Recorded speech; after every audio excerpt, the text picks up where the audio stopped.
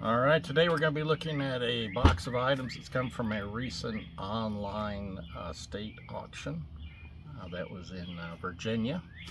There were a couple of foot lockers in this lot of items, and of course if you've ever had to have foot lockers shipped, it really costs a ton of money, and the foot lockers really just don't add much value as far as a resale, or unless you're wanting to keep stuff in them. So I had contacted the estate sale company and asked them if maybe they could just not ship the two foot lockers. And one of the foot lockers looked like it just had a pile of like 1970s Navy dress uniforms, which again, not something that there's a lot of collector interest in, or resale, or anything else.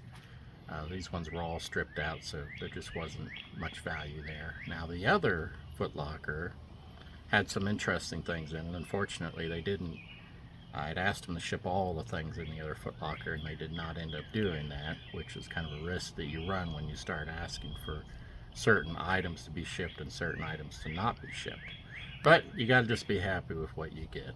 So this first thing here was one of the pieces that interested me in the lot. This is a Vietnam era A2 deck jacket, not to be confused with the World War II pilot's leather flight jackets, which are also designated as a A2. This one, I don't think that he ever wore it. Just looking at the condition of the zipper and the condition of the interior, because this lining seems to wear easily. And it's from 1969, and it's a size large, which are all positives. There's a lot of for like the vintage clothing market that like these the vintage jackets. So that was one of the pieces that I was happy to receive from the lot. And this other one here was a M65 field coat. You can right away tell that it's not a real early one, because the earliest ones had like the aluminum zippers rather than when they switched to, I'm guessing this might be like a brass zipper or something like that. Again, it doesn't really look like he wore this one. And in general, when it comes to buying these field coats, if you're looking to resell them, you really got to look for ones that are either got to be in excellent condition, or they got to have some really good patches on them, because in general, I think everybody had one of these and everybody wore them to death basically. So you'll find a lot of these field coats that are really beat up and not much value. And this one, like I said, not a real early one. It's a 1973, but still, because of the condition, because it's like a size large, it's still pretty good. This third one here is another A2 jacket, but we can see that this one he definitely did wear quite a bit. You see it's got some dirt on it, it's got some fading, and this one here I think is actually from 1974, so it's about 5 years newer than the other one, which he never wore. But it's not in bad shape. Some people like when they get this fade to them. But those were the main pieces that I was interested in getting. Now there were a bunch of small boxes and random things that were in the bottom of this foot locker, and like I said, they didn't send all of that stuff. I'm not sure why. There was some kind of confusion on that, but they did send some of the items. And these were just some of the items that were in the bottom of the foot locker. I'm guessing this is a photo of the gentleman when he was in basketball, probably in high school. See, there's a couple of medals there. Regular League in the Vietnam, National Defense. This here is for the U.S. Naval Academy. Got himself a couple of belts, a couple of ID cards, and some shoulder boards,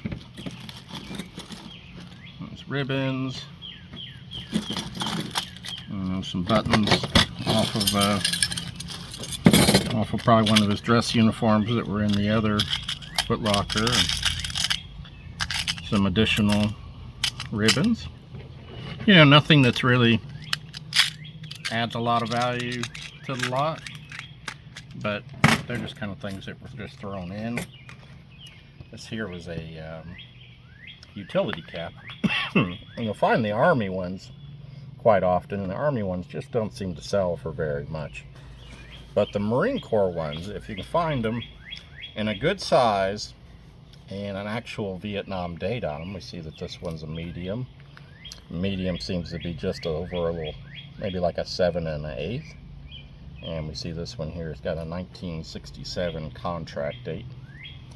You know, again, not a very expensive item, but it's probably, you know, $30, $40. So, you know, when it's just something that you weren't expecting to find in the box, it's a positive. But in the end, these were in a paper bag that apparently was also in the bottom of the foot locker. I don't really know anything much about golf, but everybody knows the Masters tournament, and played yearly down in Augusta, Georgia.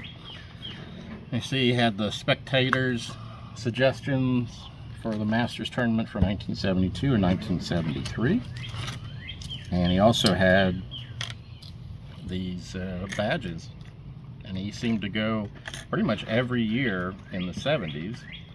And in some of these years, I don't know if his wife went with him or took his son with him, but I thought at first, well, you know, maybe there's somebody out there that'd be interested in these. Maybe they're worth, if they were worth $10 each or $20 each. Considering that there's like 15 of them, that would be a pretty good return. And as it turns out, some of these are not real valuable. You know, some of them, like these 1979 ones, maybe sell for $40 or $50. And it all depends on who won the tournament that year. And because of that, like these 1975 and 1972, these are the most valuable tournament badges from the 1970s, because these were both years that Jack Nicklaus won. I put a few of these on eBay, and this one here had already sold for $300, and one of these had sold for like $250.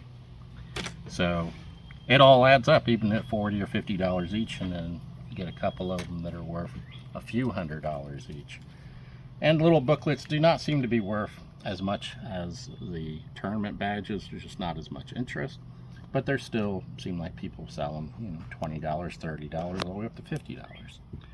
So, you know, it all adds up to a good, when it's just something that you're not even expecting. And you see some of these badges on the back, they'll have the little